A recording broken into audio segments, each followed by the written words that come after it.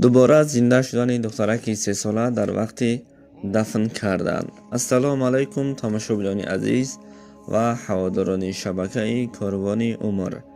боз як қиссаи хеле даҳшатнок дар мавзӯи имрӯзаи мо аз шумо хоҳиш мекунем ки пеш аз хулоса баровардан аввал ин сабти моро то охир хуб гӯш кунед.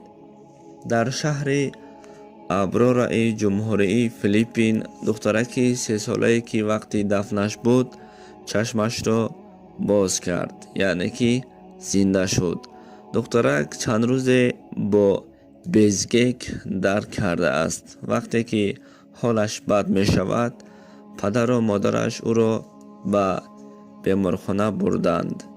беморро як муддат дида баромаданд. духтурон кор накардани дил ва бо сабаби безгек аз дунё гузаштани ин духтаракро гуфтанд. духтарак бошад барои дафн кардан ки дар хона буд. вақте хишовандоне ки барои таскияи ӯ меоянд кафани рӯи ӯ буд ва ӯро аз рӯяш мегиранд ки ногаҳон сари ин духтарак як ҷунбише пайдо мекунад.